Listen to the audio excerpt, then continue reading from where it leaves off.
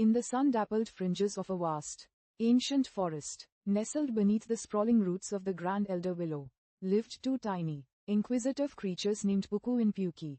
They were siblings, inseparable and full of life, yet as different as the dawn and dusk. Puku, with eyes bright as polished acorns, was an adventurer. From the moment he could scurry, he yearned to know what lay beyond their cozy burrow. Every rustle in the leaves, every distant bird call, was an invitation. He'd often return with a new feather, a peculiar-shaped pebble, or a tale of a near miss with a grumpy squirrel. His fur slightly ruffled but his spirit undimmed. "The world is an open book, Puki," he'd exclaim, "and I mean to read every page."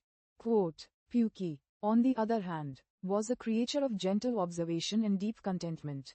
Her eyes held the calm wisdom of a still pond. While Puku raced out to meet the day, Puki would sit at the burrow's entrance, watching the intricate dance of ants, the way sunlight filtered through the canopy, or the delicate unfurling of a fern. She found profound joy in the familiar, and peace in the quiet rhythms of their immediate world. "There is so much wonder right here, Puku," she'd murmur, "if only you pause to see it."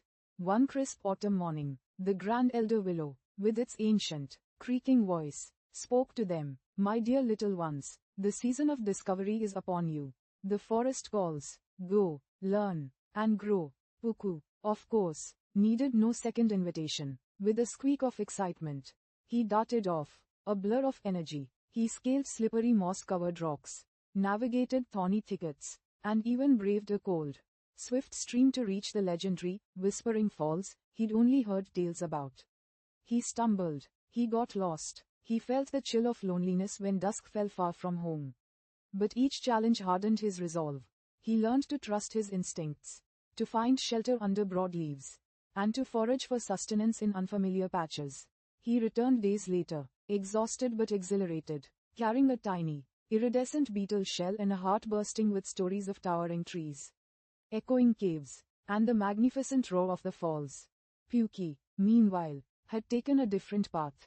The elder willow's words had resonated, but not with a call for grand adventure.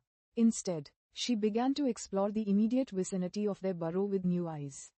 She spent hours tracing the paths of a tiny beetle colony, discovering their intricate tunnels and the ingenious ways they carried food. She found a hidden patch of rare, lavender-colored moss that glowed faintly at twilight. She learned which berries were sweetest on which particular bush just a few steps from their home, and how to tell the weather by the scent of the air.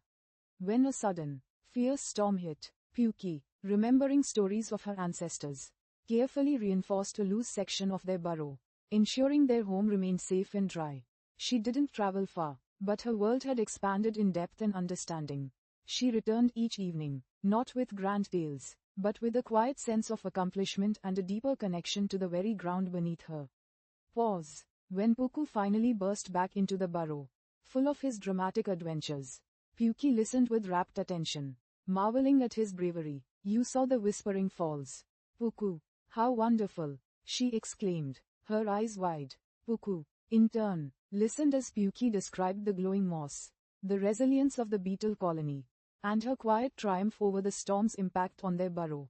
"You protected our home, Puki," he said, a note of awe in his voice. "And you found beauty where I only ever saw dirt." A quiet understanding settled between them. Puku had faced the vastness of the world, learned resilience, and discovered the thrill of pushing boundaries. Puki had delved into the intricacies of her immediate surroundings, cultivated patience, and found profound peace and strength in careful observation and gentle stewardship. There wasn't a single, right, way to live. They realized, life wasn't just about conquering mountains, nor was it solely about tending gardens. It was about finding your unique path, about embracing the lessons that resonate with your spirit.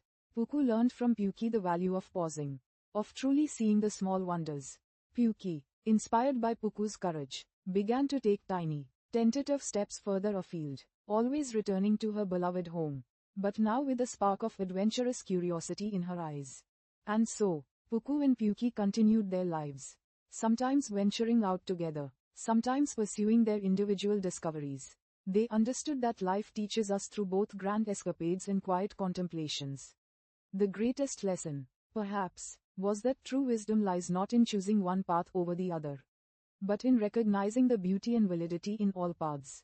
especially your own, and in learning from every experience, big or small, that the beautiful, unpredictable world offers.